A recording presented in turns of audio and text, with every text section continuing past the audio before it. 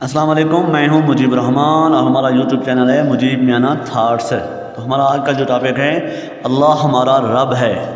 کوئی تو ہے جو نظام ہستی چلا رہا ہے، وہی خدا ہے، وہی خدا ہے۔ کبھی ہم نے غور کیا کہ ہمارا خالق کون ہے؟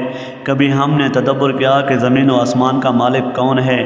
یہ اتنا بڑا سورج، یہ چاند اور ستارے، یہ بلند و بالا پہاڑ، یہ ٹھاٹھیں مارتے دریا، یہ وسیع و عریض سمندر، یہ کس کی کاریگری کے مظاہر ہیں؟ پھولوں کو مہک کس نے دی؟ پھلوں میں ذائقے کس نے ڈالے؟ پرندوں کو طرح طرح کی بولیاں کس نے سکھائیں؟ دیدہ زیب آبشاریں کس نے جاری کیں؟ میٹھے پانی کے چشمے کس نے نکالے؟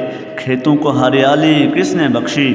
موسموں کو طرح طرح کی خصوصیات کس نے عطا فرمائیں؟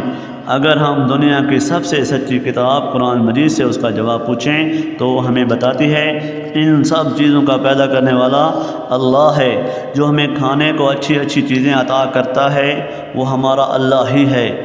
جو ہم سب کو پالنے والا ہے وہ ہمارا اللہ ہی ہے۔ جس نے ہمیں بولنے اور گفتگو کرنے کا سلیقہ سکھایا وہ ہمارا اللہ ہی ہے۔ جو ہمیں بیماری کے وقت شفا یاب کرتا ہے وہ ہمارا اللہ ہی ہے۔ جو ہمیں علم کی دولت سے نوازتا ہے وہ ہمارا اللہ ہی ہے۔ جو ہمیں بھوک کے وقت کھانا اور پیاس کے وقت پانی مہیا کرتا ہے وہ ہمارا اللہ ہی ہے۔ اتنی عظیم، اتنی پیاری، اتنی اچھی اچھی صفات والا اللہ ہی ہمارا رب اور خالق و مالک ہے۔ جب اس نے ہم پر اتنے فضل و احسان کیے ہیں اور ہمیں ضرورت کی تمام چیزیں مہیا کی ہیں تو ہمیں چاہیے کہ ہم مشکل کے وقت اسی کو پکاریں۔ کسی چیز کی ضرورت پڑے تو اسی سے مانگیں، صرف اسی کی عبادت کریں، کسی کو اس کا شریک نہ ٹھہرائیں۔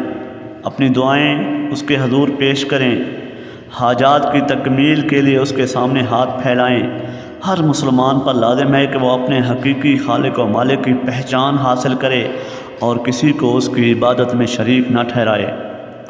اسی میں ایک مسلمان کی کامیابی ہے۔ اللہ تعالیٰ سے دعا ہے کہ وہ ہمیں صرف اپنے در کا محتاج رکھے اور اپنی حمد و ثنا کرنے کی توفیق عطا فرمائے۔ خدا سے مانگ جو کچھ مانگنا ہے اے اکبر، یہی وہ در ہے کہ ذلت نہیں سوال کے بعد۔